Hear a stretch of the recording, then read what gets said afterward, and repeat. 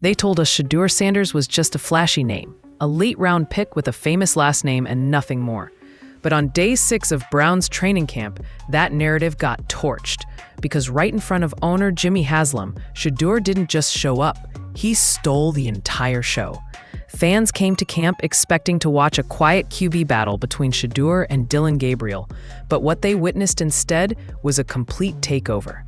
And the man watching from the sideline, the one who might have the final say on who takes that QB1 spot, that was Jimmy Haslam. Eyes locked in, no smile, no distractions, just watching. And what he saw might have changed everything.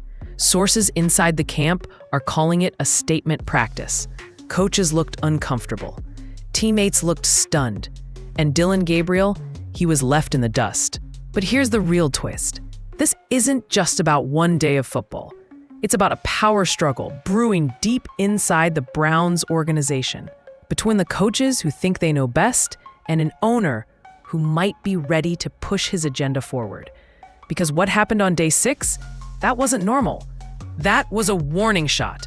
And if you think this QB controversy is over, you haven't been paying attention. Most fans thought Shedeur Sanders would stay one more year at Colorado, maybe ride out the Deion hype, polish his resume, and enter the draft as a surefire first-rounder.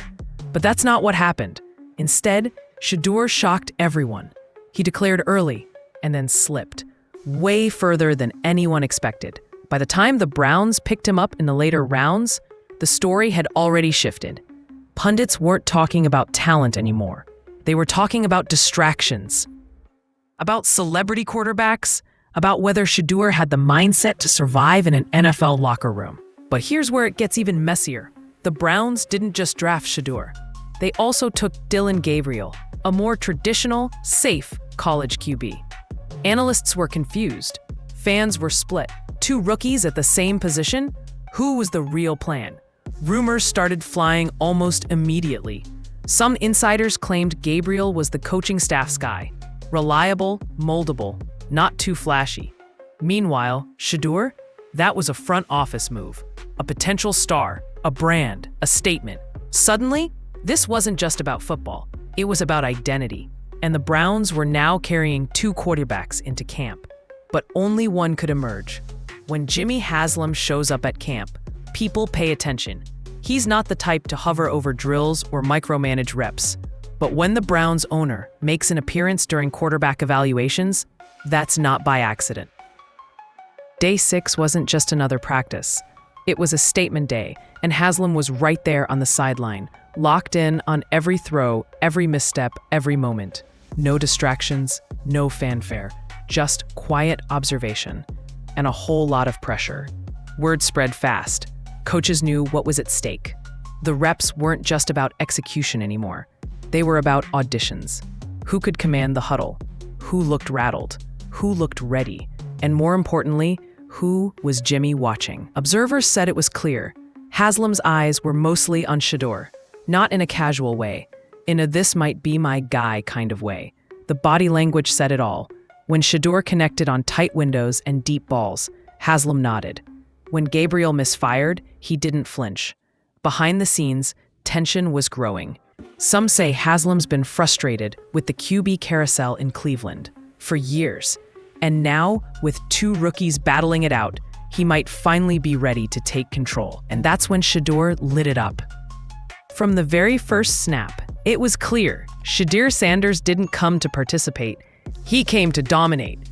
Coaches rotated QBs through drills, trying to keep it even. But Shedeur's reps were electric. Pinpoint accuracy, footwork sharp, timing perfect. The ball snapped out of his hand with confidence. He wasn't just throwing passes. He was controlling the tempo, reading the field like a veteran, and firing darts into windows that Gabriel didn't even look at. By mid-practice, the sideline wasn't just watching. They were whispering. Defenders were shaking their heads. Receivers were grinning. Even the coaching staff, who had kept Shedeur buried behind Flacco and Gabriel all camp, started trading glances. Something was happening they couldn't ignore.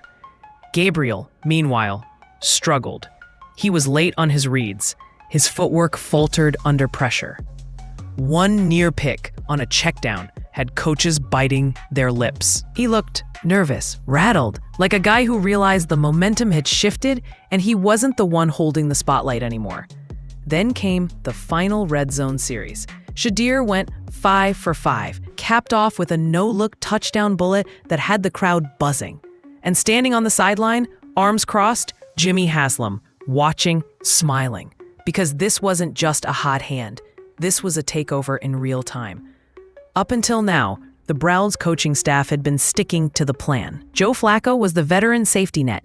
Gabriel was the system guy. And Shedeur, he was the wild card, a project, someone they could ease in slowly, if at all.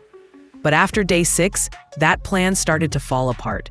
Behind closed doors, sources say there was tension. Real tension. Some coaches were still clinging to the Gabriel's our guy narrative. Not because he was better, but because he was predictable. No surprises, no media circus, no famous father watching from the sideline. But others? They couldn't ignore what they saw. Shedeur wasn't just flashing talent, he was commanding the offense. Players were responding to him. The energy shifted when he stepped in. And more importantly, the owner was clearly impressed. That's when the whispers started. Quiet calls between staff. Debates in the film room. Reps started getting shuffled. Suddenly, Gabriel wasn't getting as many first-team looks. Shedeur was inching up the depth chart, not with fanfare, but with undeniable pressure. And for the first time, it felt like the coaches weren't fully in control anymore. Because when your owner starts leaning in, your development plan goes out the window.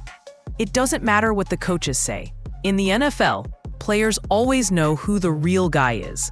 And by day 6, that unspoken truth started surfacing in the Browns' locker room. Some veterans were still cautious. Shedeur hadn't played a real NFL down. He didn't have the resume. But others, especially the younger players and receivers, were all in. They'd seen the work ethic, the film study, the leadership. Shedeur wasn't acting like a rookie trying to fit in. He was acting like a QB1. Wideouts started lingering longer in his throwing sessions. Linemen joked about how he calls protections like a vet. Even the defense, they weren't afraid to admit it. Shedeur made them work. His reads were quick, his audibles were smart. The dude was balling. Meanwhile, Gabriel felt the shift. He wasn't just losing reps, he was losing trust. Players weren't rallying around him the same way. The energy wasn't there. And once that confidence cracks in the NFL, it's hard to get back. It wasn't spoken out loud, but you could feel it. The locker room had chosen. And in Cleveland, that kind of momentum is hard to reverse. For weeks, Deion Sanders had stayed quiet. No cryptic tweets, no bold statements, no public praise or criticism of Shedeur's progress in Cleveland. But after day 6, that silence shattered. Later that evening, Coach Prime hit social media with a subtle but pointed message. Real ones shine when the pressure's real. Ain't no hiding under that spotlight. Proud. No name, no tags, just a clear shot of Shedeur slinging a touchdown pass from practice, reposted with a flame emoji. The message was received, loud and clear. Fans lit up the comments. Analysts took notice. Even Browns insiders started whispering that Deion's timing wasn't random. He'd been waiting, watching. And now, after the most pivotal practice yet, he was putting the NFL world on alert. His son is ready. Some critics called it unnecessary. Others said it was strategic. But nobody could deny this. Deion's words moved the needle. The spotlight that was already burning hot on Shedeur, now it was blazing. And that attention, from fans, media, even inside the Browns organization, would spark something even bigger the next day. By the time the sun rose on day 7, Cleveland was buzzing, and it wasn't just the fans. Reporters showed up earlier than usual. National outlets were now dialed in. ESPN, Bleacher Report, even the NFL Network started circling the Browns camp, hungry for a glimpse of the rookie turning heads. One viral tweet changed the tone. Shedeur Sanders is outplaying Dillon Gabriel, and it's not close. The clip? A slow-motion spiral threading 2 defenders. The likes? Over 1.2 million. And that's when everything shifted. The Browns media team, who had been careful not to showcase too much of Shedeur, suddenly leaned in. Practice clips were cut differently, more focus, more replays, and buried in the background of one video, Jimmy Haslam, arms crossed, nodding. Reporters started pressing Stefankian interviews. Is there a QB controversy brewing? Are you giving Shedeur more looks with the ones? The coach deflected, but the pressure was mounting. Even the safest answer started sounding shaky because the narrative wasn't just about reps anymore. It was about momentum. Shedeur had seized it. Gabriel had lost it. And in Cleveland, where patience wears thin and ownership whispers carry weight, that's more than just noise. It's the start of a power shift. Behind the scenes, it wasn't just about performance anymore. It was about control. The Browns' quarterback room had turned into a silent chess match, and every move was being watched. Dylan Gabriel, he still had the staff's backing, or at least some of them. He'd been drafted for a reason. He was steady, mature, and wouldn't rock the boat. But Shedeur's rise? That was different. It came with noise. It came with legacy. It came with Deion. And most importantly, it came with Jimmy Haslam's attention. Insiders say the tension was growing. Film sessions felt colder. Reps weren't just about development. They were political. Every throw Shedeur made now had implications. If he shined, someone looked bad for doubting him. If he struggled, the coaches could say, see, he's not ready. But the truth? Shedeur wasn't folding under pressure. He was rising. That's what scared people.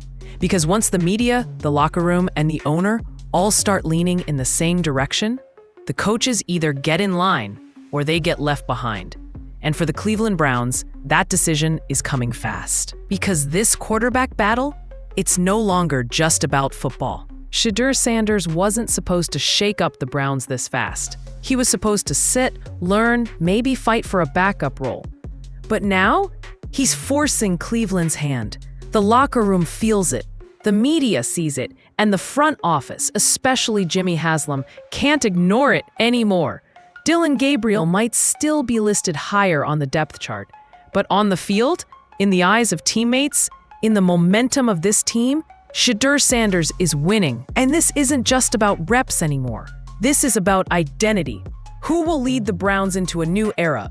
Who gets the keys to a franchise that's been searching for stability for years?